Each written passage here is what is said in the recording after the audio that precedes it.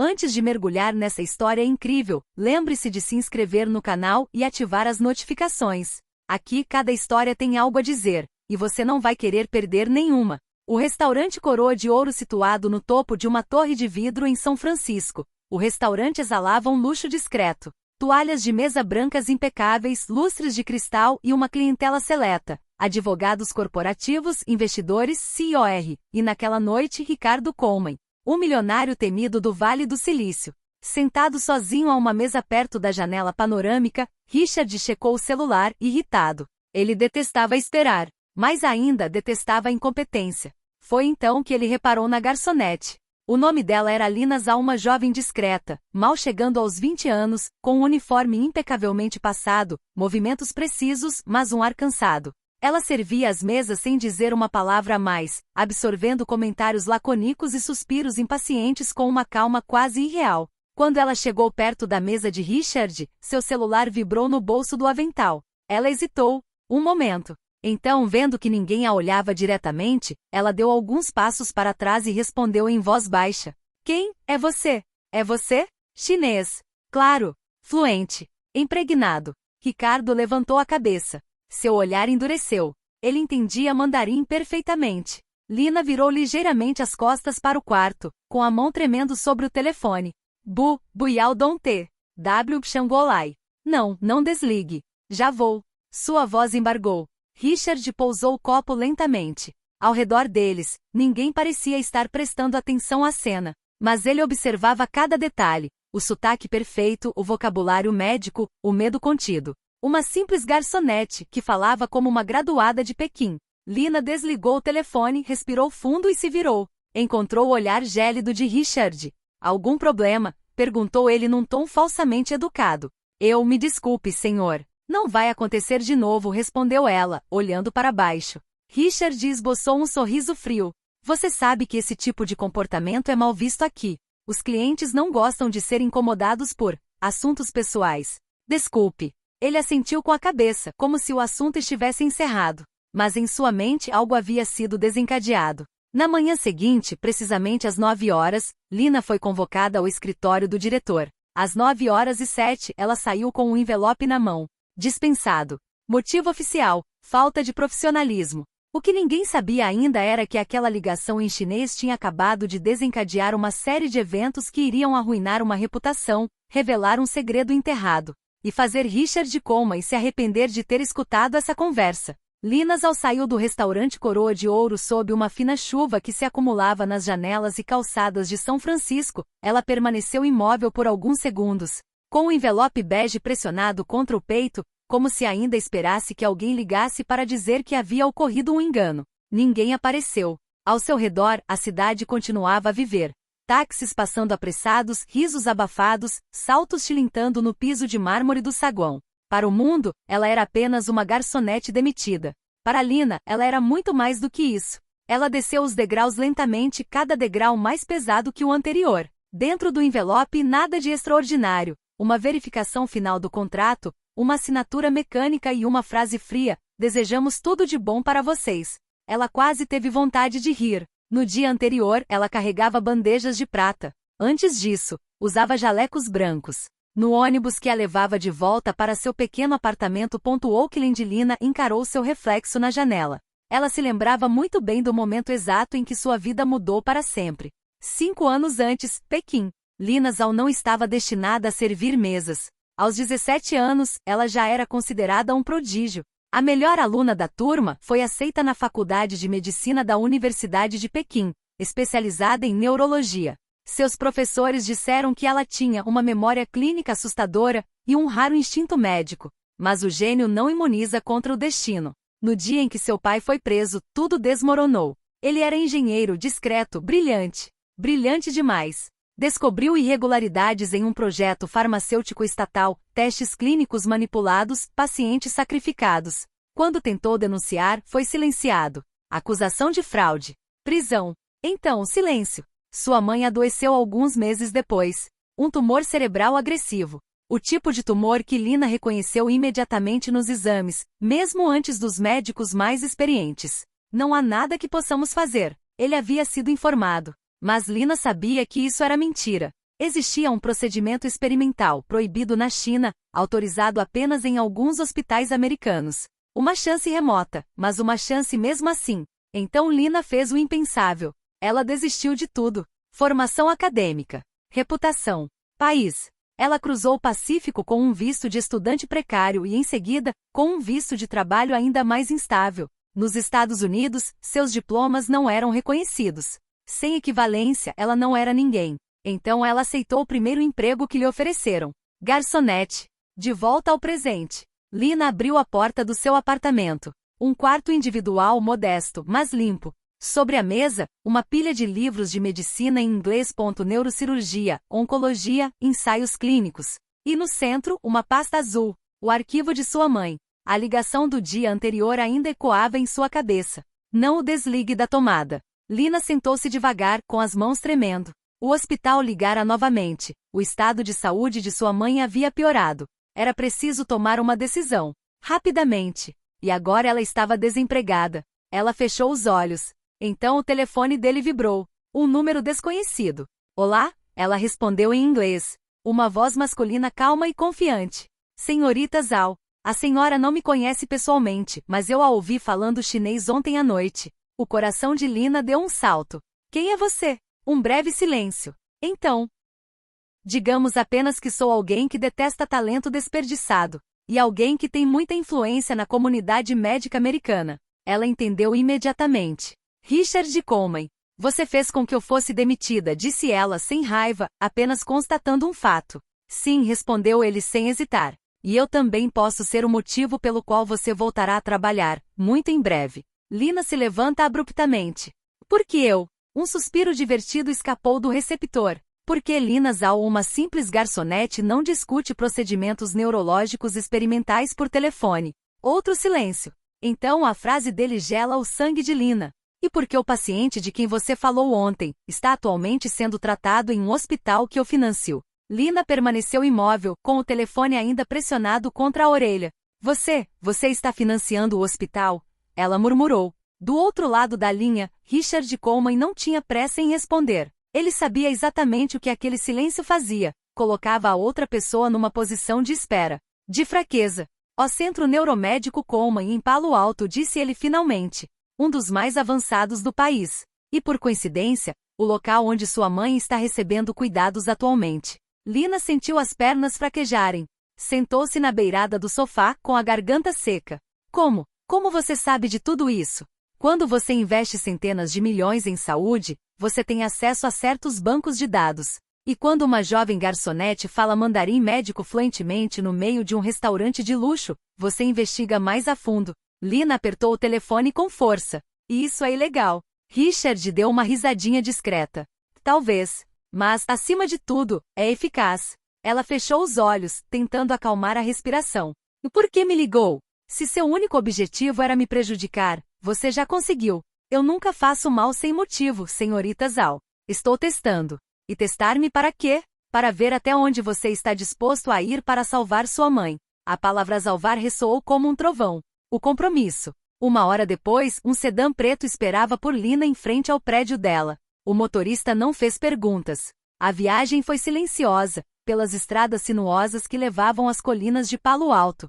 O Centro Neuromédico Coleman parecia mais um campus futurista do que um hospital. Vidro, aço, jardins em silêncio clínico. Richard estava esperando por ele em um escritório no último andar. Terno escuro, olhar frio, postura impecável. Sente-se, disse ele, apontando para uma poltrona de couro. Lina não se intimidou. Largou a bolsa e ficou de pé, ereta. Diga o que quiser. Richard a encarou por um longo tempo como médico avaliando um paciente.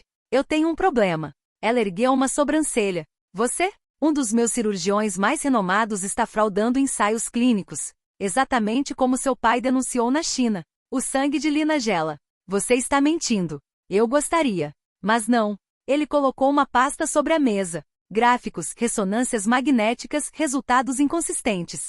Lina examinou tudo com um olhar experiente. Sua expressão mudou. Esses números são falsificados, disse ela em voz baixa. E esse protocolo é perigoso.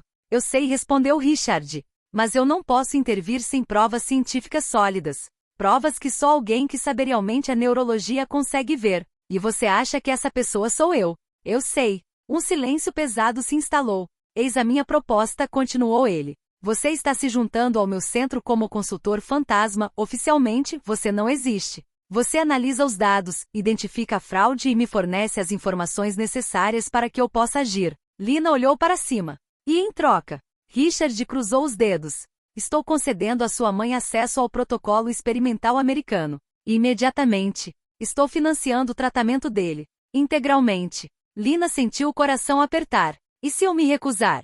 Richard levantou-se lentamente e aproximou-se da janela saliente. Então sua mãe seguirá o protocolo padrão. E você sabe tão bem quanto eu que isso significa. Ele se virou para ela com um olhar penetrante. Isto não é chantagem. É uma transação. Lina se levantou em seguida. E se eu descobrir que você está envolvido?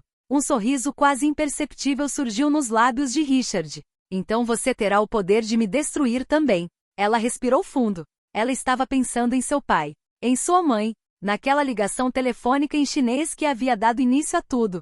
Está bem, disse ela finalmente. Mas há uma condição. Qual? Se eu ganhar, meu nome terá que ser limpo. O do meu pai também.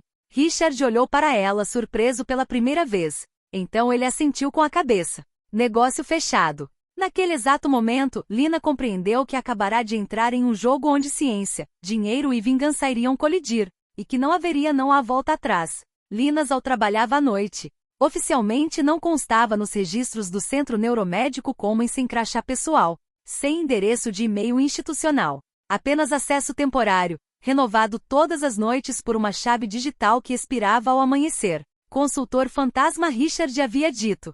Na realidade, ela havia se tornado uma sombra nos corredores estéreis do centro. Instalada em uma sala de análise sem janelas, Lina examinava os dados clínicos, ressonâncias magnéticas funcionais, relatórios pós-operatórios, estatísticas de sobrevida.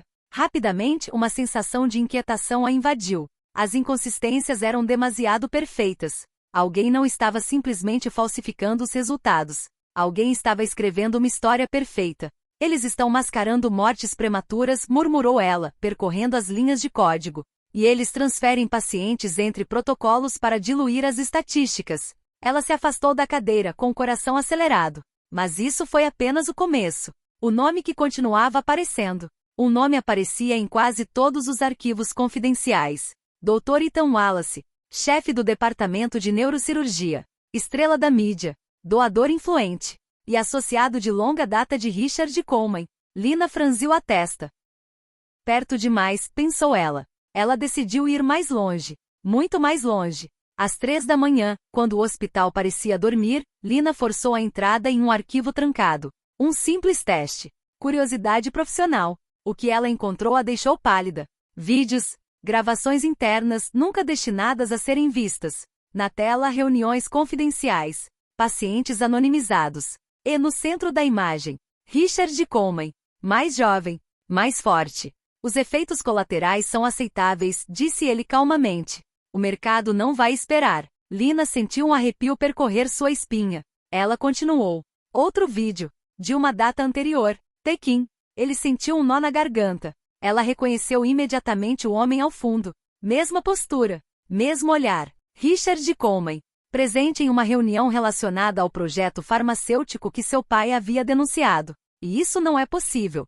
Suas mãos estavam tremendo. Richard não era apenas um investidor. Ele era um dos arquitetos do sistema que destruiu sua família. Ligações telefônicas em excesso. O telefone seguro vibrou. Você ultrapassou seu perímetro, disse Richard com sua voz gélida. Lina virou-se abruptamente como se ele pudesse vê-la. Você sabia, ela respondeu. Você sabia desde o início. Eu sabia que você ia olhar. Você me usou. O não, corrige a TU. Eu te dei uma chance. Lina sentiu sua raiva aumentar. Você está envolvido nessa fraude. Aqui. E na China. Meu pai está preso por sua causa. Silêncio. Então Richard suspirou. Seu pai não era inocente. Ele também assinou. A frase atingiu Lina como um tapa na cara. Você está mentindo. Consulte o arquivo ZAL 47. A ligação foi interrompida. Com o coração acelerado, Lina digitou o código. Apareceu um documento. Uma assinatura. Do pai dele. Naquele exato momento, algo se quebrou dentro dela. Mas em vez de desabar, Lina se endireitou. Então todos vão cair, murmurou ela. Ela finalmente compreendeu a verdade. Richard Coleman não a contratou para impedir fraudes. Ele a havia contratado para escolher um bode expiatório. E desta vez, Lina decidiu que não seria nem o pai dela, nem ela mesma. Nas sombras, ela começou a copiar todos os arquivos, todas as provas, todos os vídeos. Porque se Richard pensava que tinha o controle do jogo, ele havia simplesmente esquecido uma coisa essencial. Não se trai a mesma família 2 vezes sem consequências. Lina não dormiu naquela noite. Sentada em frente às telas, ela observava as barras de progresso avançarem lentamente. Registros clínicos, vídeos internos, contratos de investimento. Tudo estava sendo copiado, prova após prova, como se a própria verdade se recusasse a permanecer trancada. Ao amanhecer, ela já não era mais uma garçonete desempregada. Ela era uma ameaça. A armadilha. Exatamente às 8 horas, Lina entrou no escritório de Richard Coleman sem ser convidada. Pela primeira vez desde que se conheceram, era ela quem caminhava sem hesitar. Richard ergueu os olhos, surpreso. Você chegou cedo. Não, respondeu ela calmamente. Estou pronto. Ela colocou um pendrive preto sobre a mesa. Está tudo lá. China, Palo Alto, os testes manipulados, as mortes forjadas, as assinaturas. A sua. Richard não se mexeu. Você acha mesmo que vai sair daqui com isso? Não preciso sair, disse ela. Já enviei cópias. Um clarão de luz cruzou os olhos de Richard. Para quem? Aos jornalistas, aos comitês de ética, e a um procurador federal que estava apenas esperando por um caso como este. Um silêncio pesado se instalou. Richard levantou-se lentamente. Você é inteligente, Lina. Inteligente demais. Mas você está se esquecendo de uma coisa. Sua mãe ainda é minha responsabilidade. Lina respirou fundo. Não, nunca mais. Ela pegou o celular e começou a reproduzir um vídeo. Na tela apareceu um homem, idoso, magro, mas de pé. Seu pai. Bom dia, Sr. Coleman, disse ele em mandarim com legendas. Graças a certos documentos que minha filha me enviou, minha condenação foi revista ontem à noite. Richard Blemmy. É impossível. As autoridades chinesas cooperaram, continuou o homem, especialmente quando descobriram o envolvimento de um investidor americano. Lina olhou para Richard. Você me subestimou. A verdade sobre a mãe. E sua mãe? Perguntou Richard, tentando uma última carta na manga. Sem mim, ela não sobreviverá. Lina aproximou-se da mesa. Você quer falar sobre o paciente LZ-09? Richard ficou paralisado. Ela foi submetida a uma cirurgia ontem à noite, por uma equipe independente, com um protocolo que eu mesmo corrigi. Um leve sorriso surgiu em seu rosto. Ela vai viver. Richard deu um passo para trás. O outono. As sirenes podiam ser ouvidas à distância. Este centro será tomado, disse Lina. Suas contas serão congeladas. Seus parceiros irão te abandonar. E seu nome será associado a cada vítima. Richard desabou em sua poltrona. Você deveria estar grata, murmurou ele. Lina olhou para ele sem ódio. Eu deveria ser invisível. Ela deu meia volta. 6 meses depois, o Centro Neuromédico Coleman havia mudado de nome. Uma nova placa brilhava intensamente na entrada. Instituto Zal para Neurociência Ética. Lina caminhou pelos corredores, desta vez com um crachá oficial. Diretor científico. Sua mãe a esperava no jardim, sorrindo, em remissão. Seu pai voltou a dar aulas. E às vezes, quando Lina se lembrava daquele dia no restaurante, daquela ligação telefônica em chinês, daquela demissão humilhante, ela entendia uma coisa essencial. Nunca é um erro que destrói uma vida. Isso é desprezo.